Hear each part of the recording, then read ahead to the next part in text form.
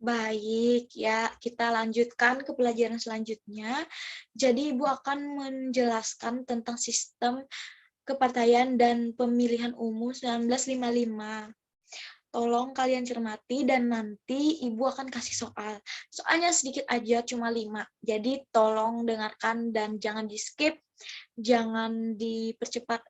Dipercepat boleh, tapi harus bisa dicerna, tapi jangan di-skip-skip gitu. Jadi Ibu mau share screen dulu ya. Ibu akan tampilkan PPT-nya.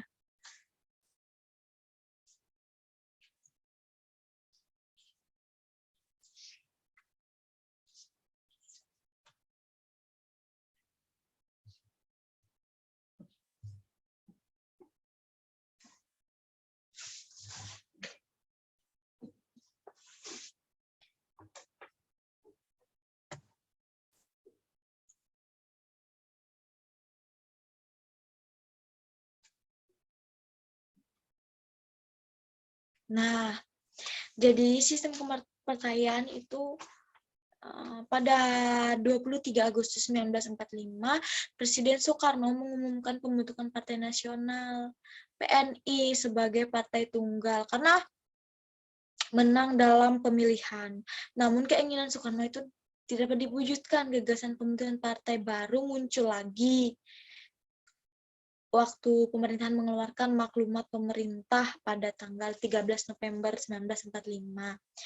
Jadi maklumat politik 3 November 1945 yang dikeluarkan oleh Muhammad Hatta hadir sebagai sebuah peraturan dari pemerintah Indonesia yang bertujuan mengakomodasi suara rakyat yang majemuk.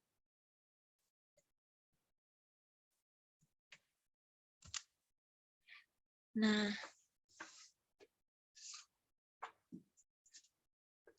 ada dua maklumat, isi maklumat dari pemerintah tanggal 13 November 1945 ini, yaitu yang pertama, pemerintah Republik Indonesia menghendaki munculnya partai-partai politik untuk menjadi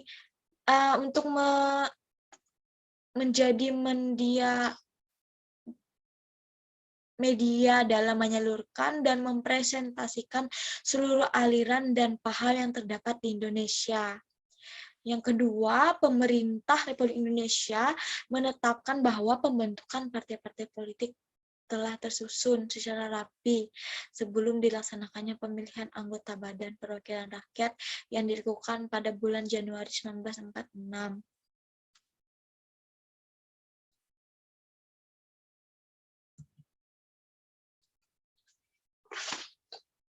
Nah, sistem kepartaian yang dianut pada masa demokrasi liberal adalah multipartai. Nah, membentuk partai ini menurut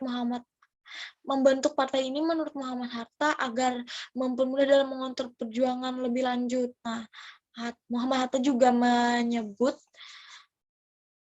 bahwa pembentukan partai politik ini bertujuan untuk dapat mudah mengukur kekuatan perjuangan bangsa kita nih, dan untuk mempermudah minta tanggung jawab kepada pemimpin-pemimpin barisan perjuangan. Walaupun pada kenyataannya partai-partai politik tersebut cenderung memperjuangkan kepentingan golongan daripada kepentingan nasional. Partai-partai politik yang saling bersaing, saling mencari kesalahan dan menjatuhkan. Nah, partai-partai politik yang tidak memegang jabatan dalam kabinet dan tidak memegang peranan penting dalam parlemen sering melakukan oposisi yang kurang sehat dan berusaha menjatuhkan partai politik yang memerintah. Nah, ini menyebabkan era ini sering terjadi pergantian kabinet. Kabinet tidak berumur panjang hingga programnya tidak bisa berjalan sebagaimana mestinya, menyebabkan terjadinya instabilitas nasional baik di bidang politik dan sosial ekonomi maupun keamanan. Nah, kemudian pemilihan umum 1955.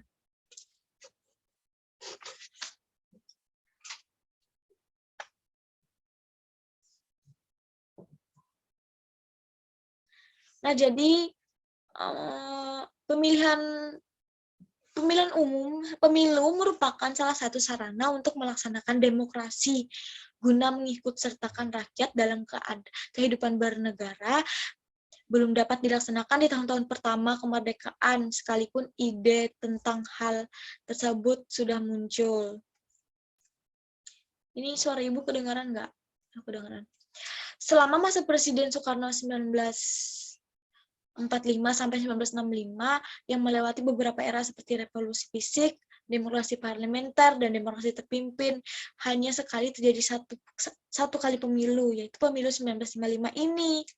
Nah, pemilu ini terjadi pada masa pemerintahan Perdana Menteri Burhanuddin Harahap dari Masyumi 19 Juli 1955 tanggal 2 Maret 1956. Nah, yang Burhanuddin Harahap ini kan kabinet yang kelima. Nah, jadi pemilu yang terlaksananya pemilu itu di saat kekuasaan Burhanuddin Harahap.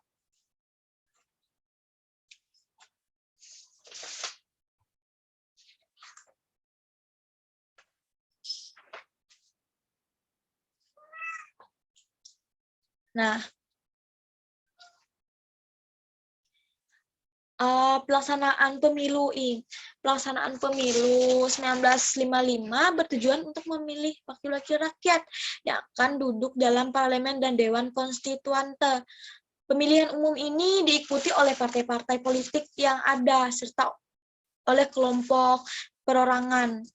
Pemilihan umum ini sebenarnya sudah dirancang sejak Kabinet Ali Sastronegdjojo yang tanggal 31 Juli 1952 sampai 12 Agustus 1955 dengan membentuk panitia pemilihan umum pusat dan daerah pada 31 Mei 1954.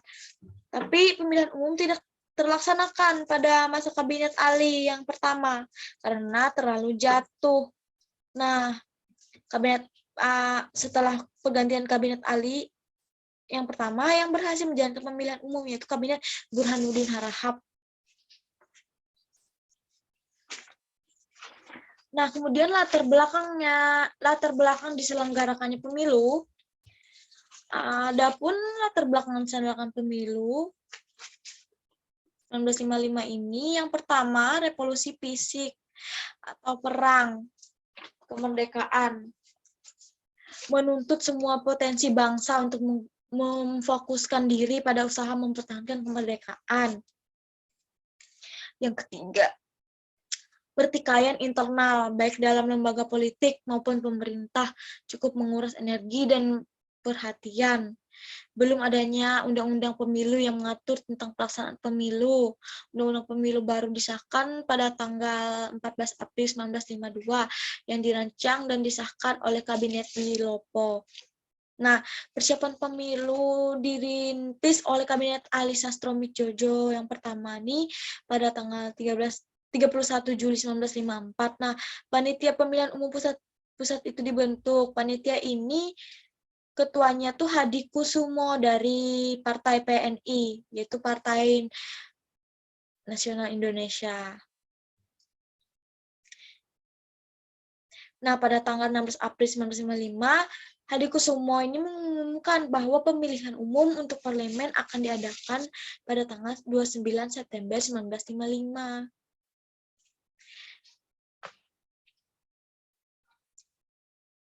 Nah, yang kemudian selanjutnya, nah, tujuan pemilihan umum 1955, pemilihan umum 1955 dilakukan untuk memilih anggota-anggota parlemen, DPR, dan konstituante lembaga yang diberi tugas dan wewenang untuk melakukan perubahan terhadap konstitusi negara. Adapun sistem pemilu yang digunakan dalam pemilu 1955 adalah sistem perwakilan proporsional. Dengan sistem ini, wilayah negeri Republik Indonesia dibagi dalam 16 daerah pemilihan, yaitu di Irian Barat dimasukkan sebagai daerah pemilihan ke-16. Padahal Irian Barat itu masih dikuasai oleh Belanda loh, sehingga pemilu tidak dapat dilakukan di daerah itu. Nah, pelaksanaan pemilu umum 1955 hasil pendaftaran pemilihan dalam pemilu 1955 mulai dilaksanakan sejak bulan Mei 1954 dan baru selesai pada November 1954.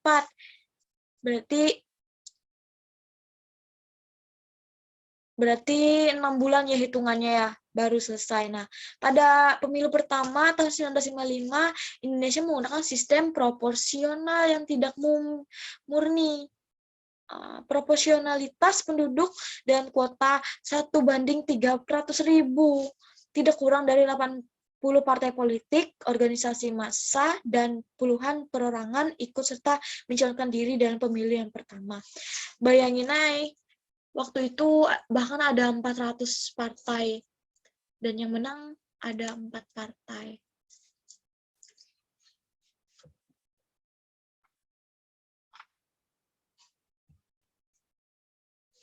Nah, keseluruhan peserta pemilu pada saat itu mencapai 1972. Tanda pemilu pertama ini diikuti oleh banyak partai politik. Karena pada saat itu NKRI menganut kabinet multipartai, sehingga DPR hasil pemilu terbagi ke dalam beberapa fraksi sesuai tujuannya. Pemilu 1955 ini dibagi menjadi 2 tahap, yaitu hasil tahap pertama adalah pemilu untuk memilih anggota DPR. Tahap ini diselenggarakan pada tanggal 29 September dan diikuti oleh 29 partai politik dan individu. Hasil pemilihan umum yang pertama yang diikuti 172 kontestan pemilu 1955, hanya 28 kontestan, 3 diantaranya perseorangan. Nah, yang berhasil memperoleh kursi 4 partai besar secara betul-betul memenangkan kursi, yaitu Partai Nasional Indonesia bisa dilihat 57 kursi, 22,3%.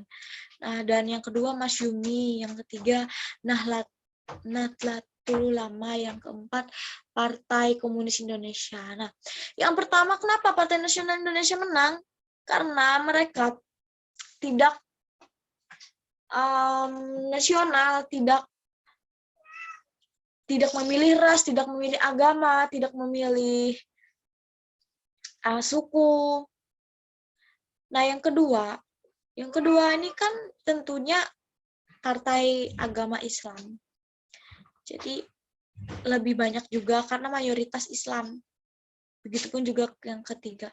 Nah, yang keempat ini Partai Komunis Indonesia. Kenapa Partai Komunis Indonesia bisa terpilih menjadi nomor keempat, urutan nomor keempat? Karena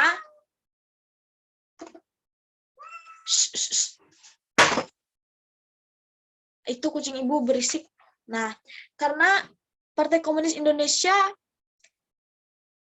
mereka lebih ke orang-orang petani, buruh. Nah, oleh sebab itu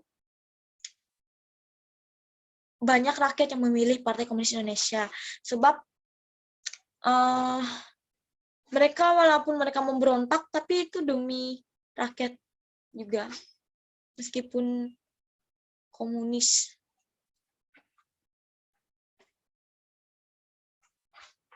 Kemudian yang kedua nih, hasil pemilihan tahap 2 konstituante. Jumlah kursi anggota konstituante dipilih sebanyak 520. Tapi di Irian Barat yang memiliki jatah 6 kursi tidak ada pemilihan. Maka kursi yang dipilih hanya 514. Hasil pemilihan anggota Dewan Konstituante menunjukkan bahwa PNI, NU, dan PKI meningkat dukungannya.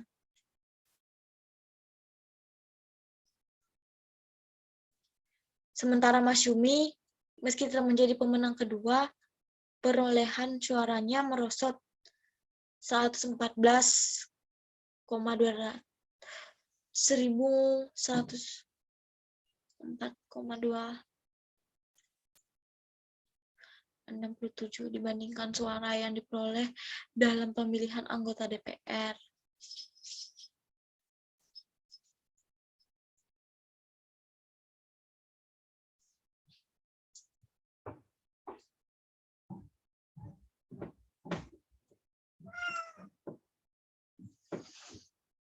Nah, kelebihan dan kelemahan dari pelaksanaan pemilihan umum 1955 ini, kelebihannya pemilu meskipun ini merupakan pertama dalam sejarah bangsa, ternyata punya beberapa positif juga, antara lain sebagai berikut. Yang pertama, tingkat partisipasi rakyat sangat besar. 90% dari semua warga punya hak pilih. Nah, yang kedua, persentase suara yang sah cukup signifikan. 80% dari suara yang masuk, padahal 70% penduduk Indonesia masih buta huruf. Ketiga, pelaksanaan berjalan secara aman, tertib, dan disiplin, serta jauh dari unsur kecurangan dan kekerasan.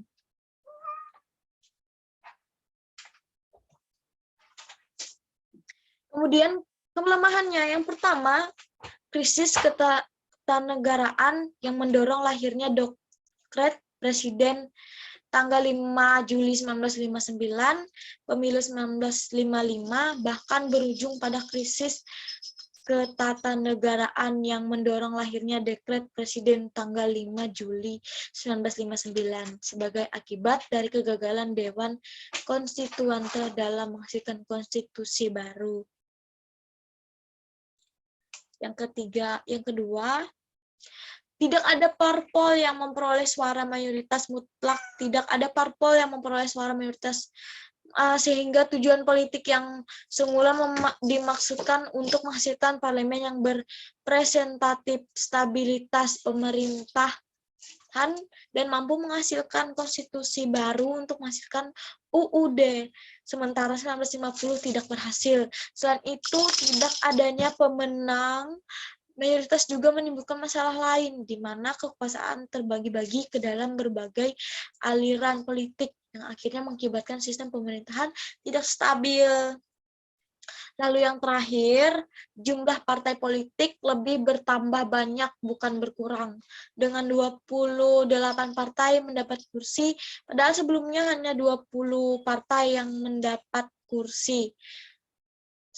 Beberapa pemimpin masyumi merasa bahwa kemajuan Islam menuju kekuasaan nasional kini terhalang, dan bahwa perhatian mereka seharusnya dialihkan untuk intensifkan Islam di tingkat rakyat jelata. Nah, Indonesia telah dari 1955 yang pemilu pertama sampai sekarang ada berapa kali? 12 kali. Yang mana waktu kalian bisa baca buku aja langsung atau cari-cari di internet.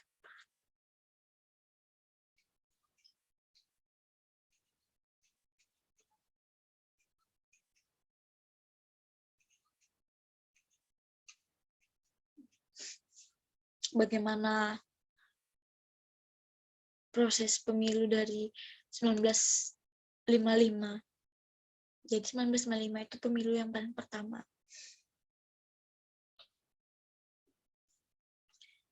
Nanti Ibu akan kasih tugasnya cuma ada 5. Tolong bisa kalian isi di Google Form, nanti Ibu kasih linknya.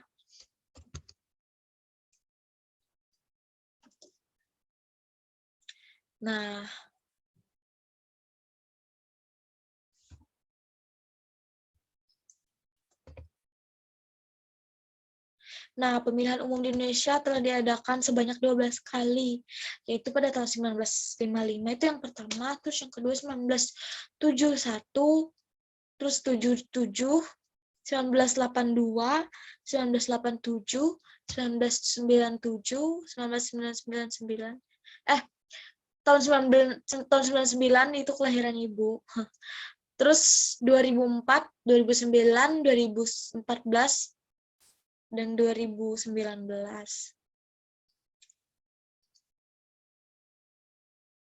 Nah, waktu pemilihan umum di Indonesia menganut asas lubar yang merupakan singkatan dari langsung, umum, bebas, dan rahasia. Asas lubar sudah ada sejak zaman Orde Baru.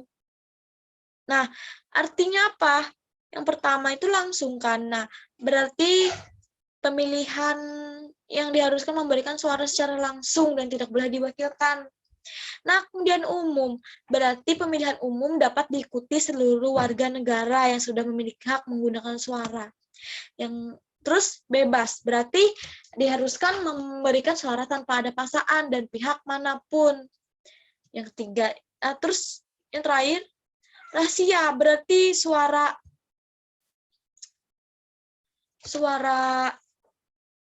itu tidak apa ya, rahasia, namanya juga, tunggu.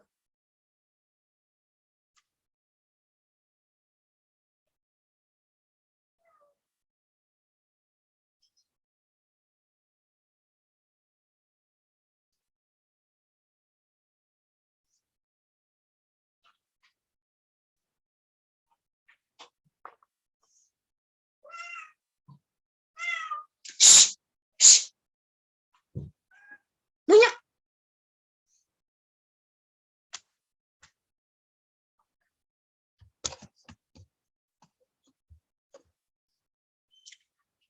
Berarti suara diberikan oleh pemilih yang bersifat rahasia, hanya diketahui oleh si pemilih itu sendiri.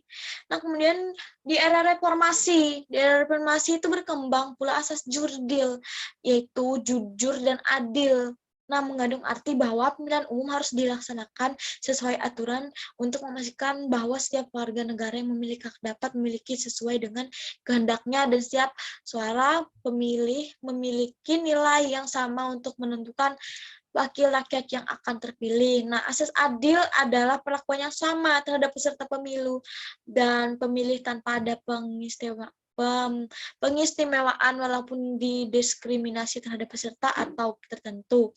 Asas jujur dan adil mengikat tidak hanya kepada pemilih maupun peserta pemilu, tapi juga penyelenggaraan pemilu. Nah, sedangkan sekarang ada pemilu semuanya money politik, semua disuap. Kalau lagi ada pemilu baik semua, para calon-calonnya baik, ngasih uang lah, kalau coblos ini kasih uang 100.000 lah, ya begitu. Jadi yang paling demokrasi itu waktu tahun demokrasi liberal, waktu tahun pimpinan 1945 lah yang paling demokrasi. Nanti silahkan Ibu stop share dulu. Silahkan diisi tugasnya masing-masing, dikerjakan dengan baik dan benar ya. Ibu tunggu jawabannya. Semoga lancar jaringannya maupun dijernihkan pikirannya juga. Ya, Ibu cukupkan sampai sini dulu. Nanti setelah itu akan Ibu kasih sesi tanya jawab dan kalian bisa nanya ke Ibu. Kalau setelah itu baru Ibu yang tanya ke kalian ya.